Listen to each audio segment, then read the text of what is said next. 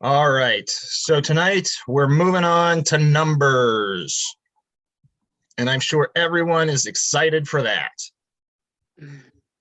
So, well, let's get started here. What do folks, besides the fact that it's full of numbers, what do you know about the book of Numbers? Nothing. It's the fourth book of Moses. There you go. Yeah. That's a fun fact. That's about it. Honestly, I had forgotten how much story is in Numbers, and it's really a misnomer to call it Numbers because it starts off with the census, but it's the whole story of the people traveling from Sinai to the Promised Land and all the misadventures that happen in between. So it's basically that middle chapter. It's the road trip of the Exodus story of getting to the Promised Land. So to start off here, using the same old sources as the previous times, doing Coogan and Chapman's book and the New Interpreter's Commentary. Chris, the picture on the screen, I got the textbook for like college level courses and up. They've come out with this, a brief introduction to the Old Testament, though, that is supposed to be more for lay folk. So if you're interested and want to learn more, there's some really great stuff in there, especially the historical pieces that can be very helpful, especially with these early books and translating them or interpreting them. So our roadmap for tonight, not just a bunch of begets, our numbers breakdown. We're going to do our why, who, and how is it made.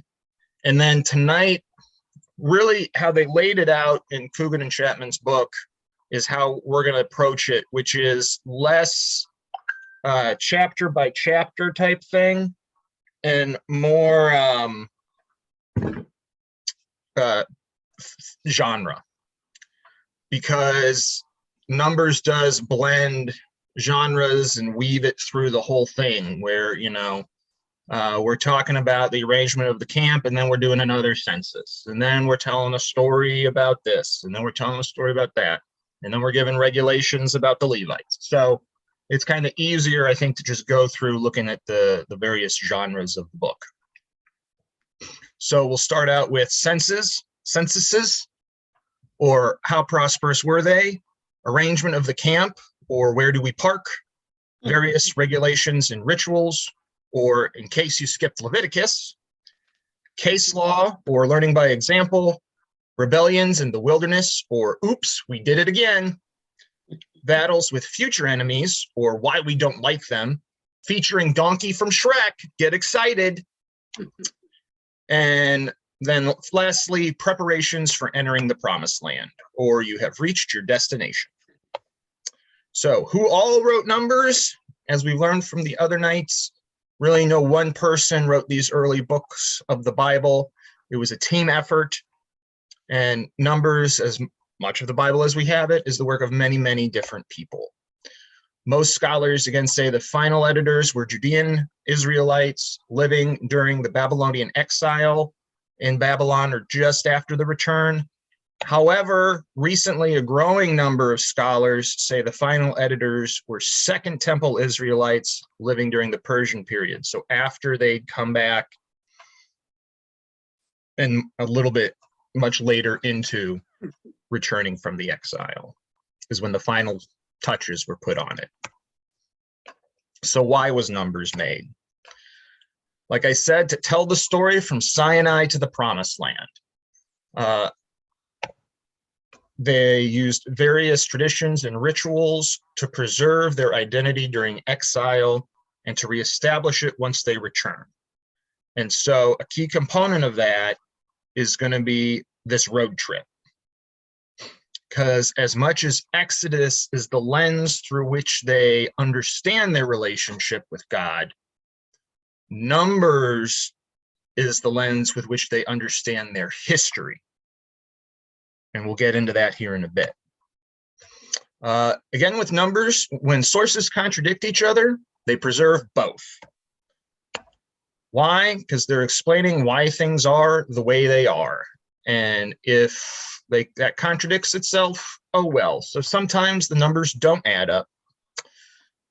Sometimes little details don't quite line up, but they want to preserve these traditions again. So they're preserving the tradition, and if some story editing would be needed to make it all nice and clean and presentable, they don't care because they're preserving. And again, Numbers sets up the central biblical theme of breaking the covenant, disaster resulting, repentance, and restoration. This is how they're going to understand their history. And we're going to come to it again and again and again. So, censuses, or how prosperous were they? Before we get to there, any questions so far? Nope, all good? Okay. So, how prosperous were they? Chapter 1 is the first census, and it's the census of the 12, sort of kind of 11 tribes leaving Egypt. We'll get to that in a minute. Chapters 3 through 4 is the census of the Levites who left Egypt, and then also a description of their Levitical duties. They're the priestly tribe, so they're heavily involved in the rituals. They're the only ones that can do certain rituals. And then chapter 26, it's the census of everybody born after the Exodus generation.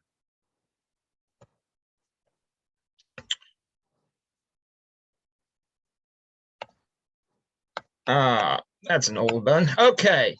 In all cases, the censuses are impossibly inflated. Each family would need to have 27 surviving sons in order to hit the numbers they talk about. They point out in Coogan and Chapman's book. So we know that that's not a historically accurate number.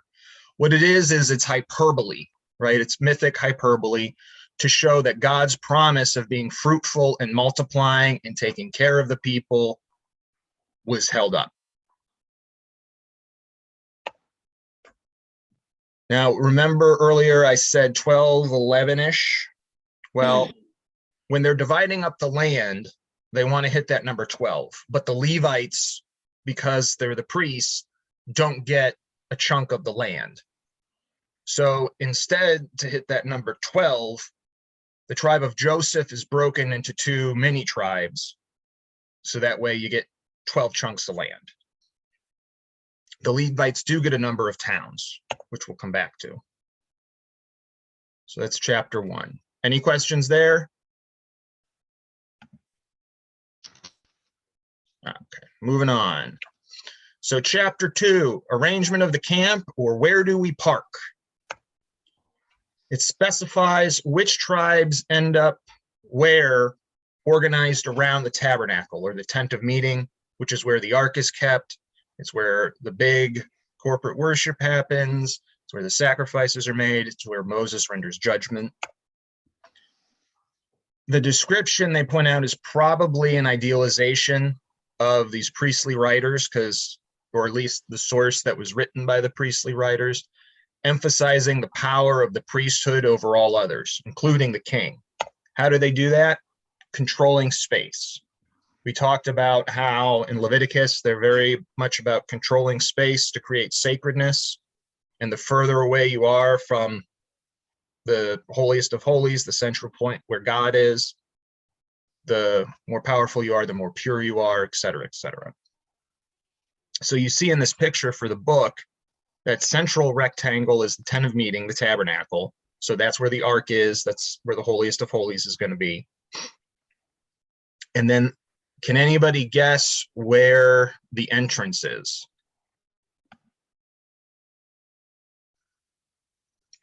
Based on, remember what I was saying, space closest to the holiness, closest to space is going to get you And the more holy you are, the more powerful you are, is going to get you the better seats. By the priests?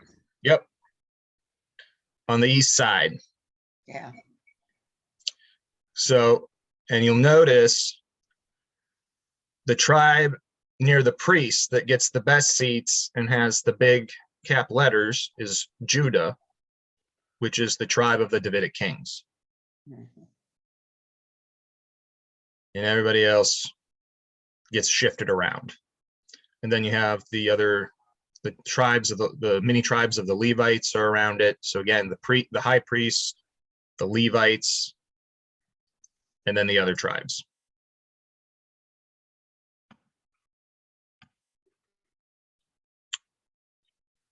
Now we have various regulations and rituals, or in case you skipped Leviticus. And this is one of the big ones that, again, is woven throughout, especially you can see the beginning. It's not quite all the chapters, but it's most of these chapters. 5, 6, 7, 8, 9, 10, 29, 28, and 29 are together, and 30.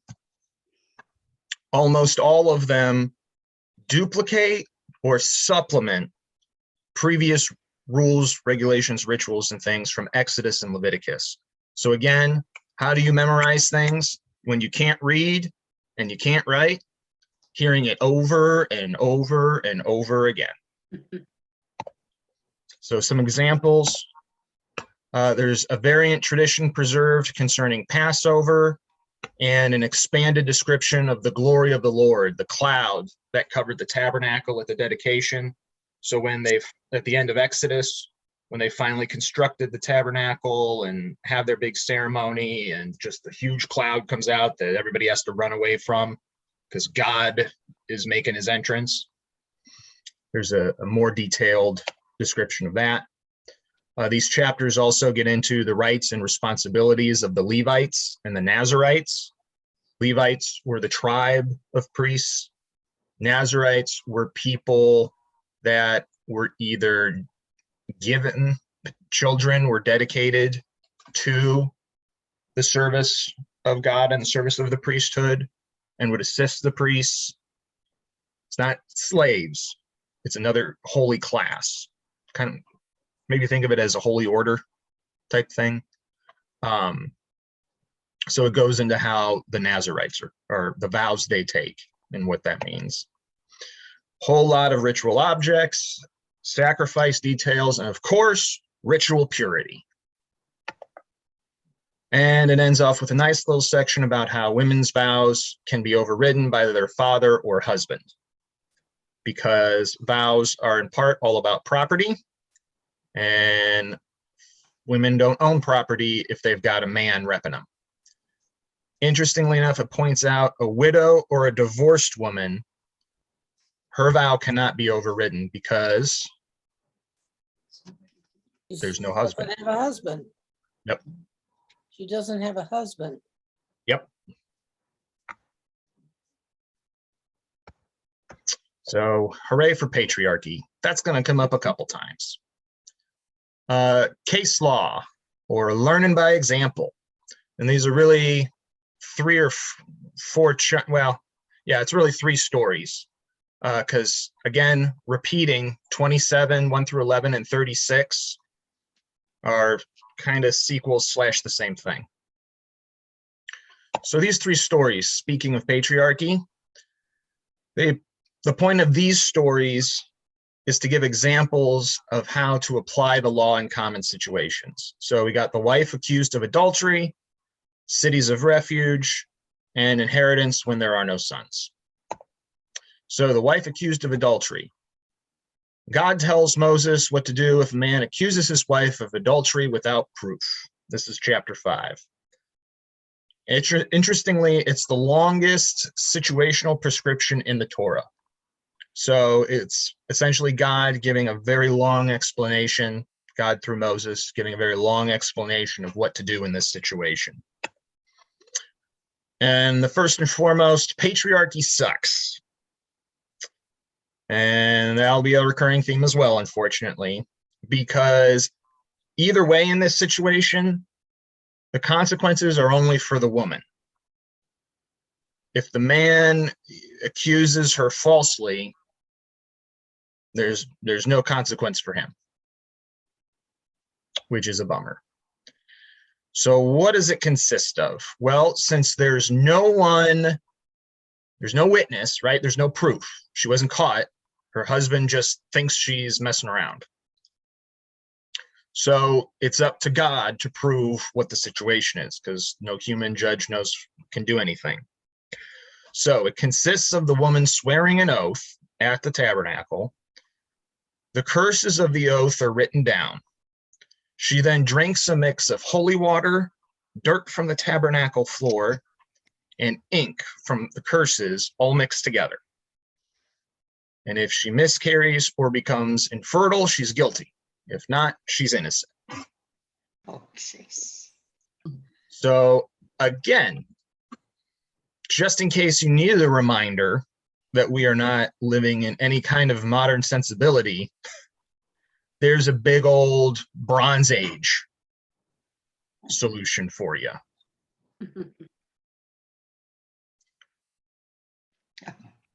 And that when we interpret this stuff, it's going to take work. We can't just read it as if it's the phone book.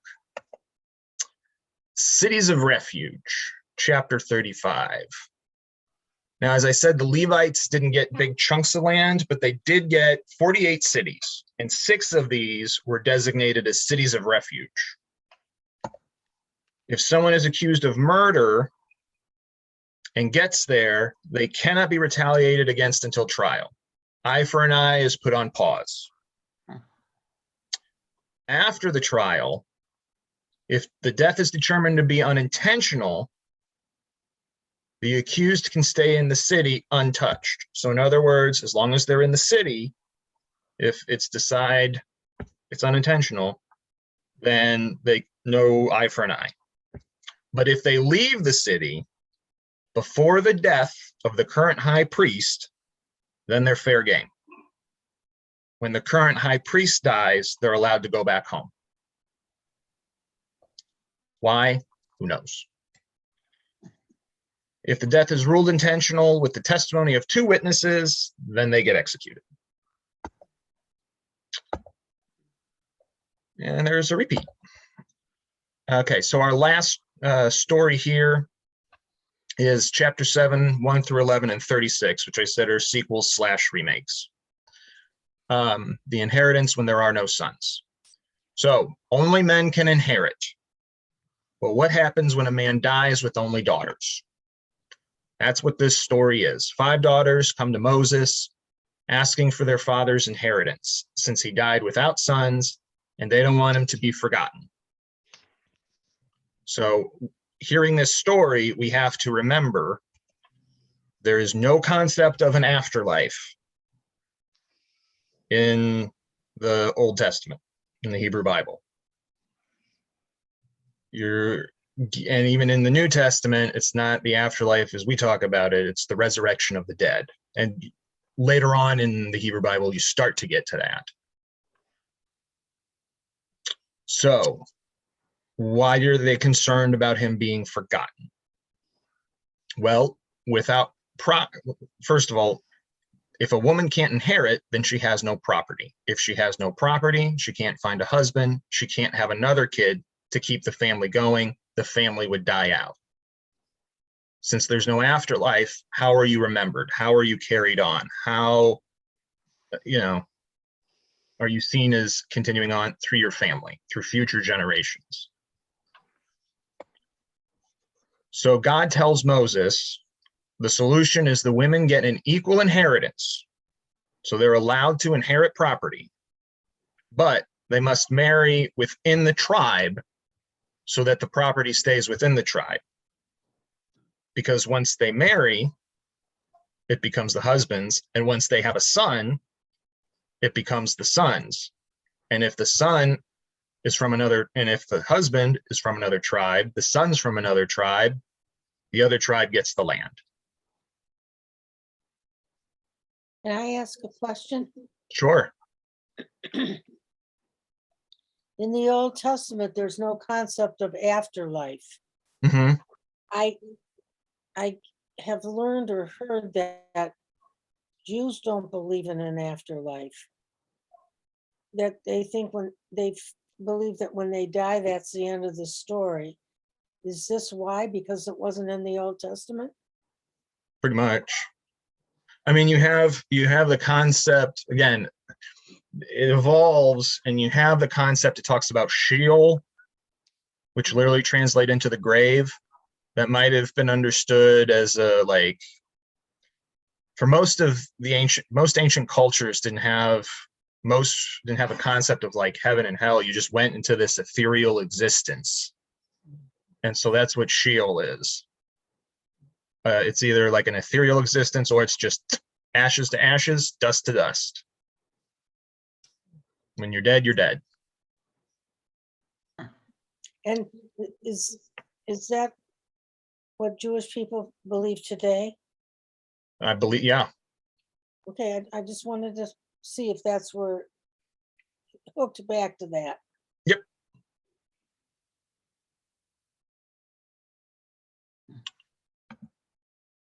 Okay. So let's see. So the issue in this story is keeping tribal land from transferring to another tribe through marriage. And again, because patriarchy sucks. So it has nothing to do about the women getting an equal share. It's about controlling the property within the tribe. And really, the women are seen as part of the property of the tribe. So now we get to a big chunk of numbers, which is rebellions in the wilderness, or oops, we did it again. And you can see all the chapters it covers.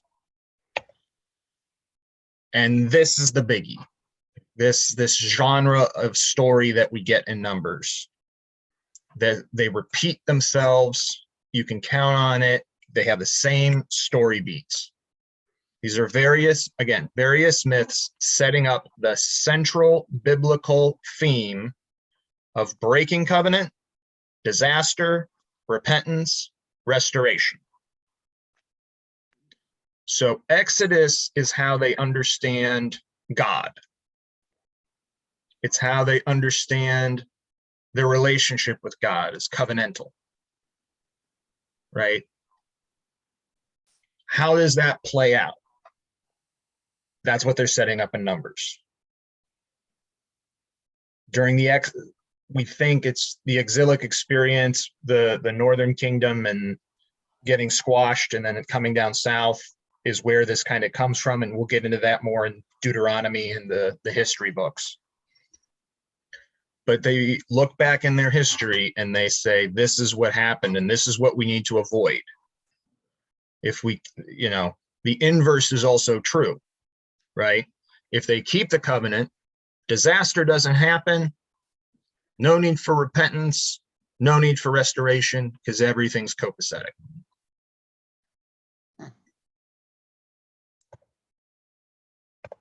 So these stories do have various other functions, but again, they all, you read them, you know what's going to happen. It's the same story beat.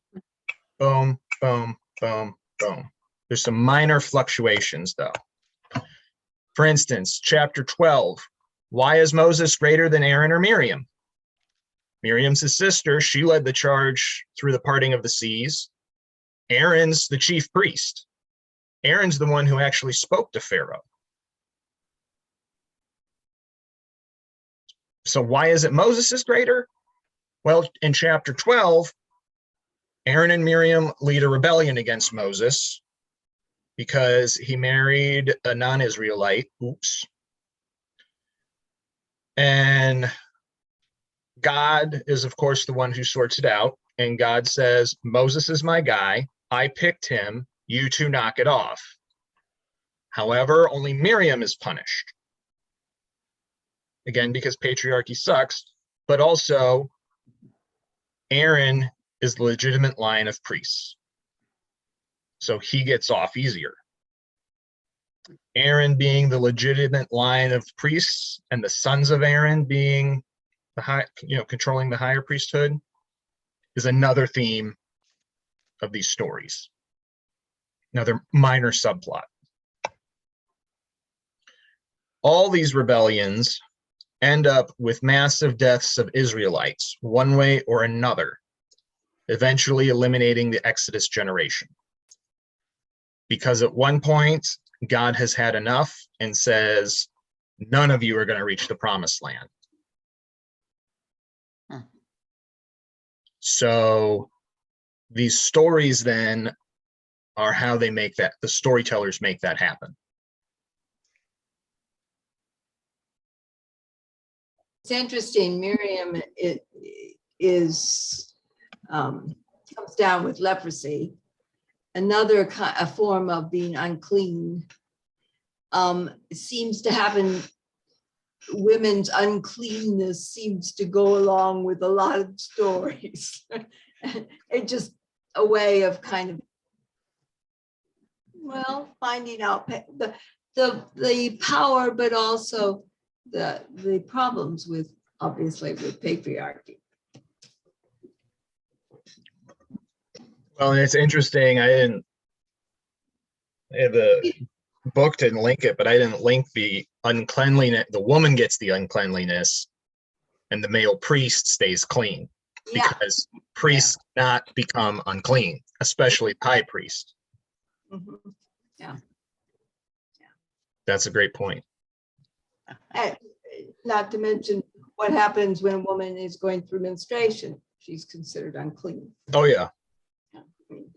Well, a convenient reason no women can be priests, right? Mm-hmm.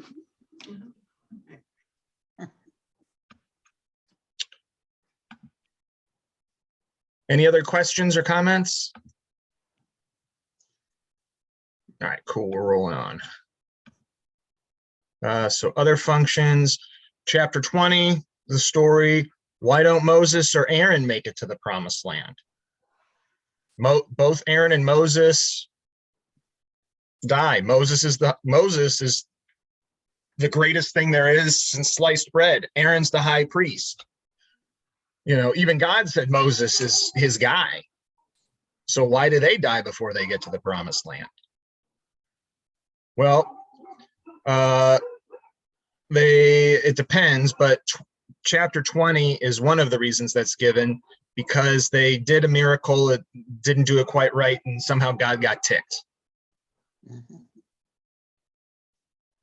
I mean, the answer is they don't seem to have a really good reason. Because even later rabbinical teaching tried to go in and kind of clean it up and pointed to this, and it's not great. Chapter 25, yet another theme, and we'll pick this one up in the history books.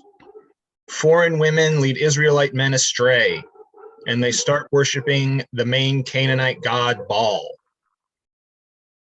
The result is everybody gets dead.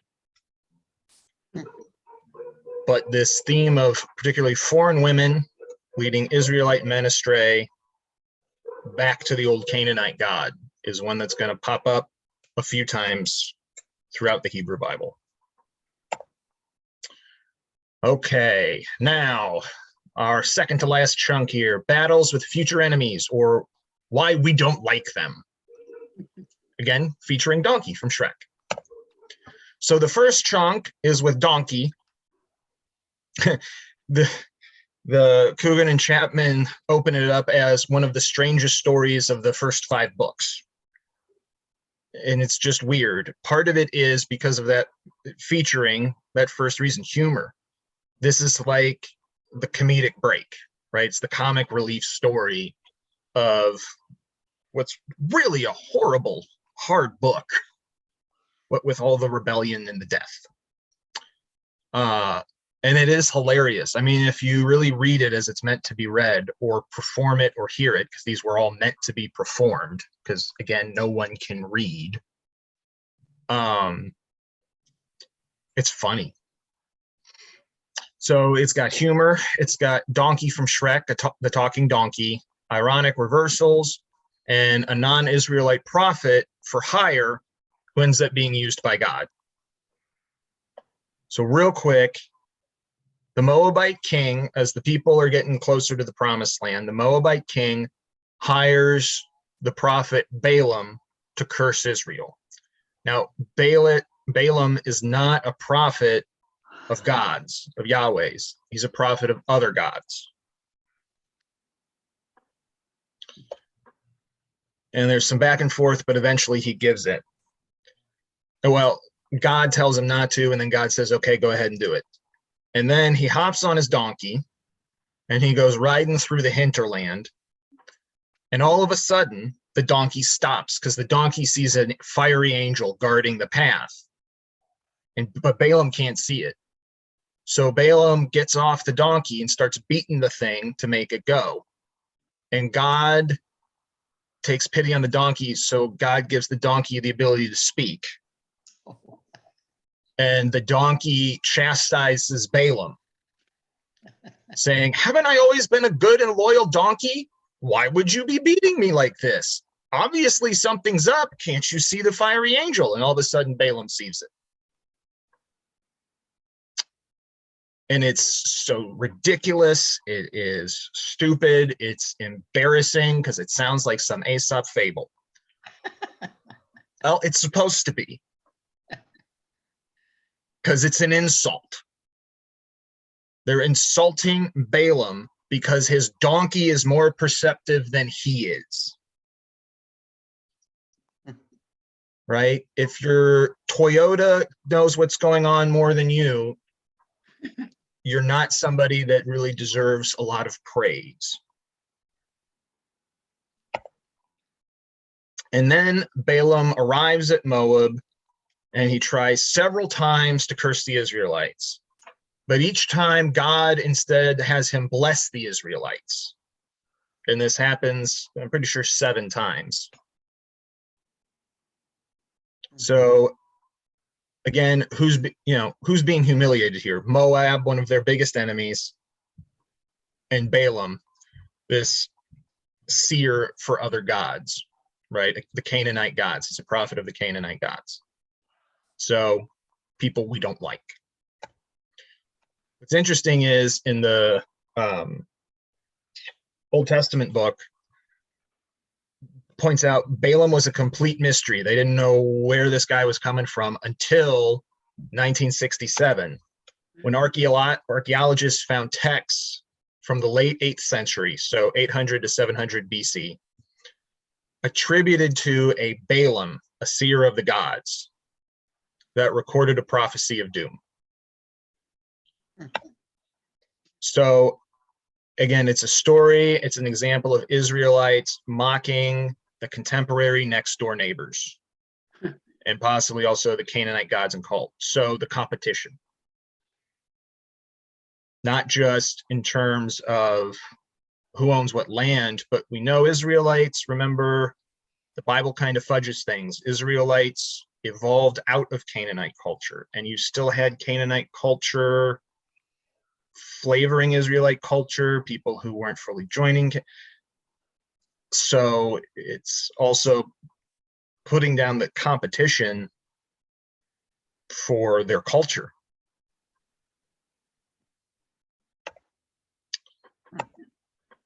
So, and then in chapter 31, we have an interesting switch. The Israelites attack the Midianites.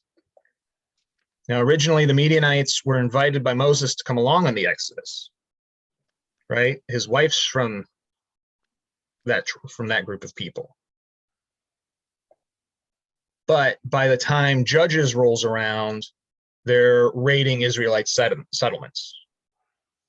So this story functions to kind of bridge the two, right? Well, why in Judges are they fighting Moses's wife's people? That doesn't make sense. Oh, well, one day God told them to go beat him up. Lazy storytelling, but that's the story. And then our final one is kind of, and it overlaps some with the others, but preparations for entering the promised land, or you have reached your destination. So in some ways, you know, they were saying that that second census, chapter 26, really sets the stage for this, because you're counting the people that will be able to enter the promised land. And then after that census, where they've counted up everybody who will be able to do that, Joshua is designated as Moses' successor, because Moses isn't allowed to go. That's right. But Moses was above the priesthood, right? Joshua is under the priesthood.